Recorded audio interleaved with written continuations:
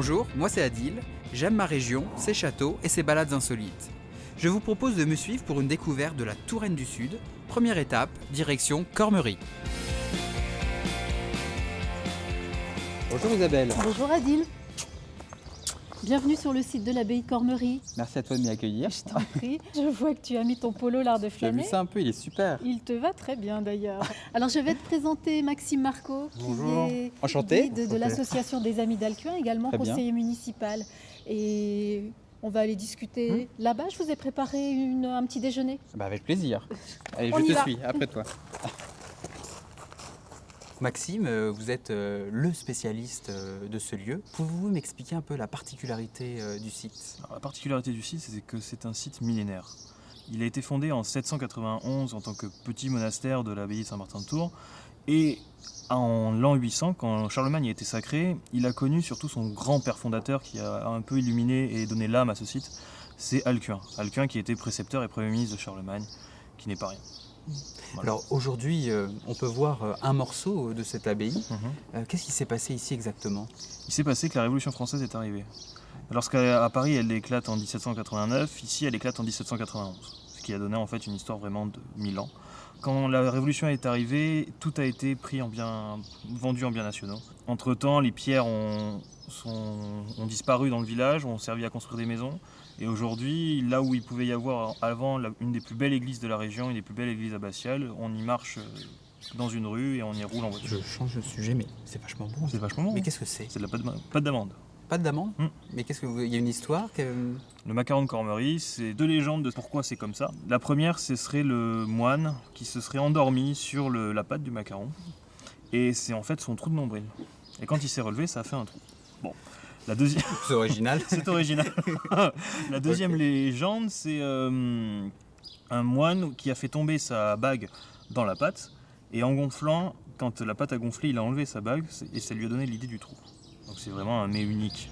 Une abbaye unique, des macarons uniques. Tout est unique. Vous vivez sur un beau territoire tous les deux. Effectivement.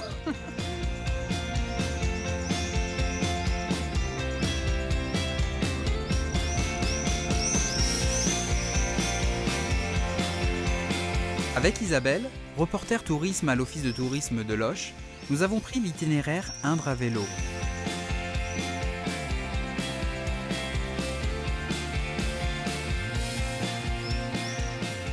Un parcours extraordinaire de plus de 200 km qui nous permet de traverser des paysages bucoliques et des villages typiques du sud Touraine. Une véritable plongée dans la faune et la flore.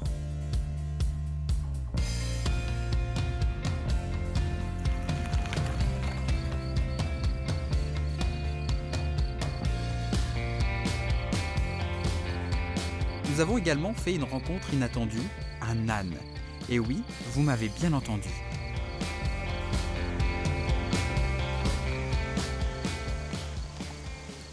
Bonjour. Bonjour. Bonjour Katia, comment ça va? Ça va bien. Je te présente Adil. Enchanté.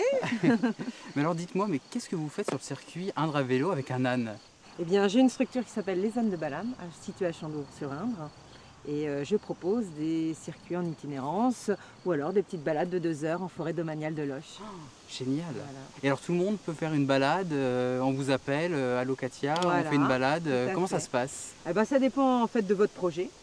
Et puis en fonction de ce que vous savez faire, mener ou pas un âne, eh bien, je vais vous proposer soit une balade de 2 heures, soit une journée, soit en itinérance par exemple, jusqu'au château d'Azel-Rideau, sur le GR46. C'est génial. Ouais. Alors c'est monsieur, madame ? Alors lui, c'est un monsieur qui s'appelle Oscar. Il Voilà. est beau. Ouais. Et il Ah, est, puis il est sage, hein, il ouais. bouge pas. hein. Non, Ouais, non, il ouais. est super, ouais. On a des ânes qui sont vraiment éduqués pour la randonnée, donc, D'accord. voilà. Donc facile et agréable pour les enfants et pour les parents. Et si on se faisait une petite balade demain ?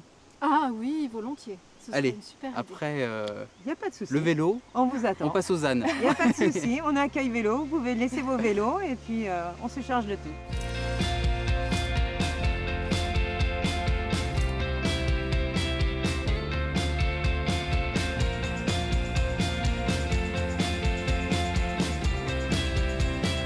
Allez, c'est reparti pour une nouvelle flânerie. Cette fois, direction Chédigny. seul village classé jardin remarquable de France. C'est un village fleuri où chaque année, lors du week-end de la fête des mères, se déroule le festival des roses de Chédigny qui rassemble plus de 15 000 personnes chaque année. Vous y serez accueillis très chaleureusement par ses habitants et commerçants, un village incontournable pour se ressourcer dans un cadre enchanteur.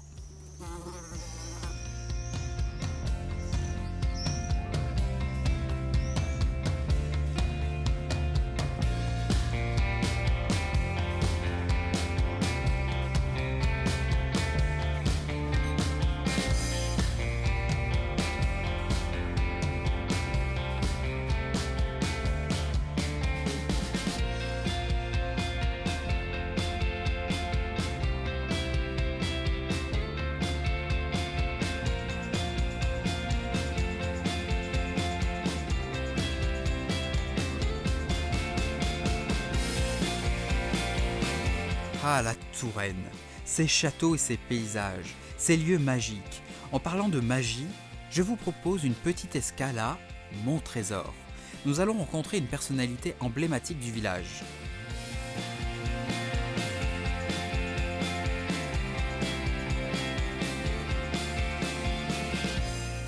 Bonjour Frédéric. Bonjour.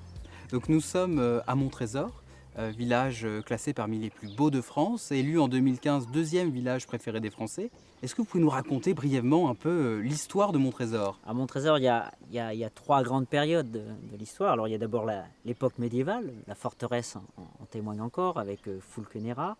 Et ensuite il y a la Renaissance, on va dire à la fin du XVe siècle. Il y a un personnage important qui est Humbert de Batarnay qui achète le château.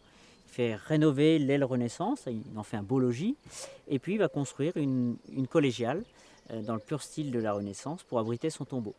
Et puis ensuite, renouveau, si on veut, pour Montrésor, avec un nouveau personnage au XIXe siècle. C'est Xavier Branicki, un comte polonais, qui décide un peu par hasard d'acheter le château de Montrésor. Il va complètement le restaurer, le remeubler, et puis aujourd'hui encore, ses descendants habitent toujours dans le village. Donc c'est un peu la particularité du village, où on a toujours une communauté de descendants de Xavier Branicki, de Polonais, qui vivent à Montrésor. Génial. Et alors, pourquoi ce nom Montrésor? Alors je sais que ça intrigue. Pourquoi Montrésor? Il y a une légende. Alors la légende a dit que Gontran et puis son écuyer, il y a très longtemps, étaient assoupis là, près du rocher. L'écuyer, il rêvait une belle princesse d'Aquitaine. Mais en se réveillant, il a vu un petit lézard. Un lézard qui est rentré dans le rocher. Alors c'est pour ça que vous verrez des lézards un peu partout dans le village. C'est le symbole du village aujourd'hui. Le lézard est rentré dans le rocher et quand il est ressorti, il était plein d'or. Alors ils ont élargi l'ouverture. Ils ont trouvé un fabuleux trésor. Sur le mont, on a construit un château qui est devenu Montrésor. L'écuyer est devenu seigneur et il a pu épouser sa belle princesse de ses rêves grâce au trésor. Alors Frédéric, on parle depuis quelques minutes maintenant.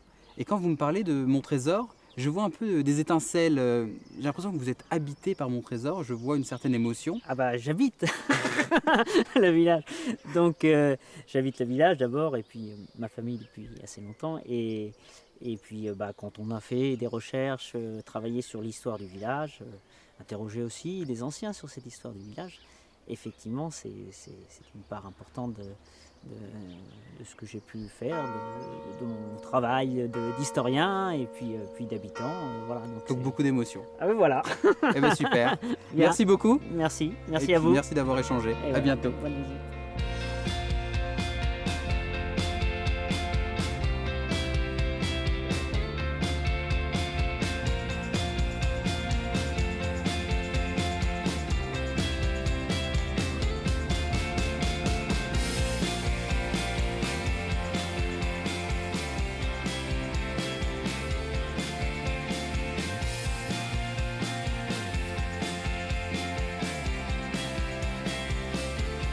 Et oui, c'est dur la vie en Touraine. Attendez, vous n'avez rien vu encore.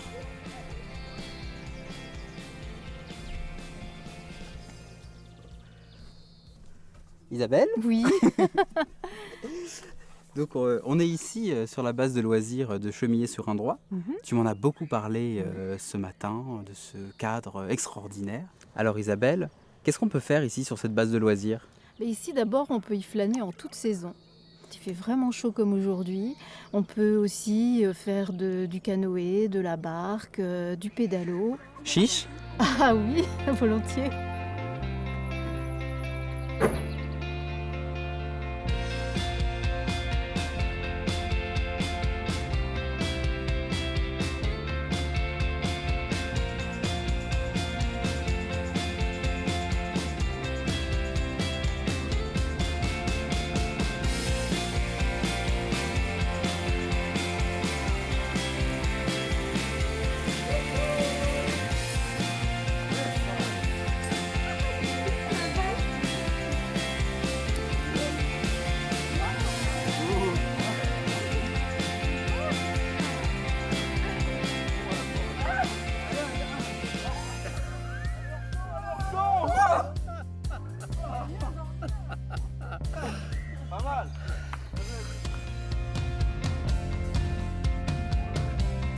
Après cette folle journée, j'ai décidé de prendre une chambre d'hôte avant de reprendre la route.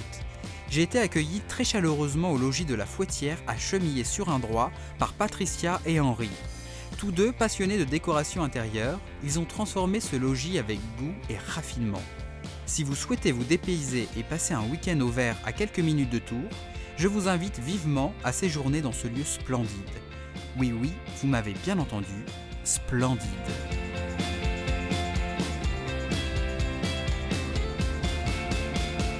Merci de nous avoir accompagnés tout au long de cette émission.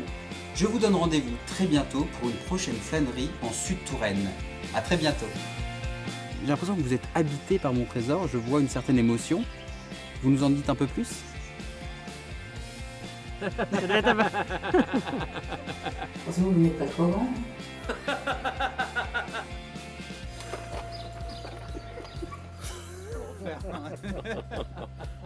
Attendez, parce que je vois rien, je les doigts. Tu peux chercher celui-là.